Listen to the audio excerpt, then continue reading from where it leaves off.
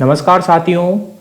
आज इस लेक्चर में हम राजा राम मोहन राय के बारे में पढ़ेंगे। राजा राम मोहन राय का जन्म 1772 ईस्वी में बंगाल में हुआ था और उनकी मृत्यु हुई थी इंग्लैंड में 1833 ईस्वी में।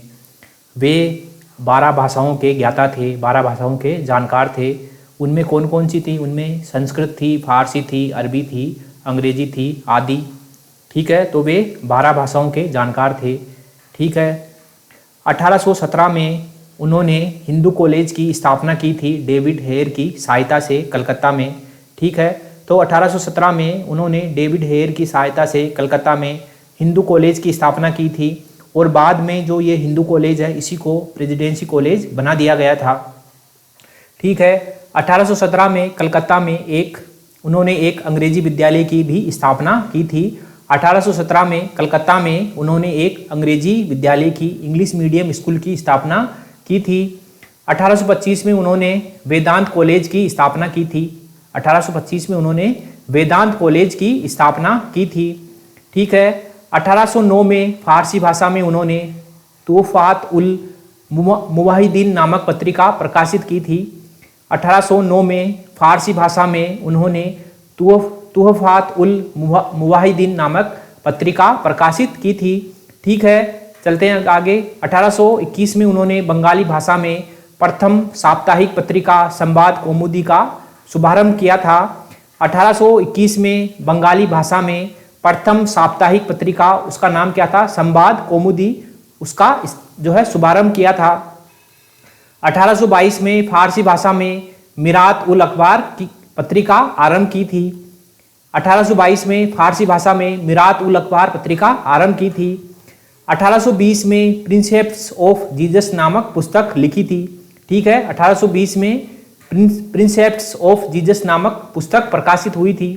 ठीक है, वैदिक ज्ञान विज्ञान के अध्ययन हेतु उन्होंने वेद मंदिर नामक अन्य पत्र का संचालन भी किया था। ठीक है, 1814 में उन्होंने आत्मीय सभा की स्थापना की। 1814 में उन्होंने आत्मीय सभा की स्थापना की। 1821 में कलकत्ता एकतावादी समिति की स्थापना की।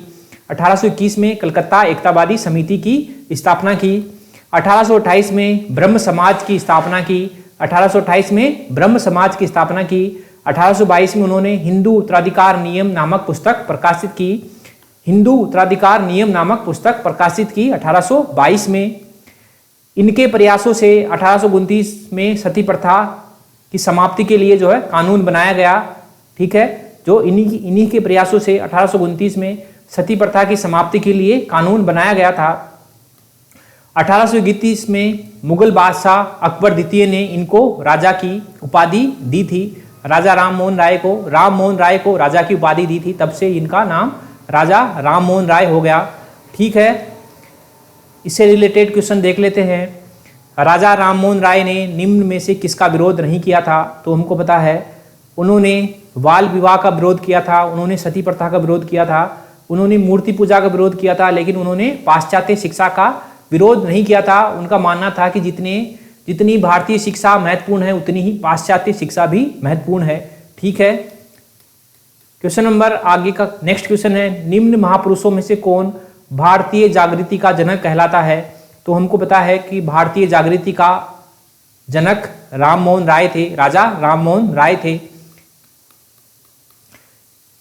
निम्नलिखित में से कौन आत्मीय सभा के संस्थापक थे? तो हमने देखा कि आत्मीय सभा के संस्थापक राजा राम मोहन राय थे।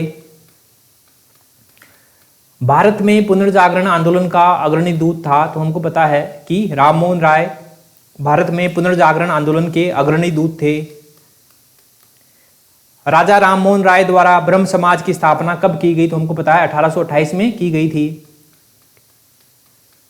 राजा राम मोहन राय की समाधि कहां पर है? तो हमको पता है कि ब्रिस्टल इंग्लैंड में इनकी समाधि है। किसको भारतीय पुनर्जागरण का पिता कहा जाता है? तो हमको पता है कि राजा राम मोहन राय को भारतीय पुनर्जागरण का पिता कहा जाता है। राजा राम मोहन राय द्वारा स्थापित प्रथम संस्था थी। तो हमको पता है कि उनके द्वारा स्थापित प्रथम संस्था आत्मीय सभा थी। भारत का प्रथम आधुनिक पुरुष किसे कहा जाता है? तो हमको पता है राजा राम मोहन राय को भारत का प्रथम आधुनिक पुरुष कहा जाता है। निम्नलिखित कथनों पर विचार कीजिए। पहला स्टेटमेंट है, संवाद कौमुदी और मिरातुल नामक समाचार पत्र का संपादन राजा राममोहन राय ने किया था, जो कि हमने देख लिया सही है। दूसरा है, ताराचंद्र चक्रवर्ती ब्रह्म सभा के पहले सचिव थे, जो कि सही स्टेटमेंट है और हमको इसमें सही चूज करना है, तो इसमें सी सही हो जाएगा। निम्नलिखित में से किसने राजा राममोहन राय की जीवनी लिखी? तो हमको पता है कि मेरी कारपेंटर ने राजा राममोहन राय की जीवनी लिखी थी।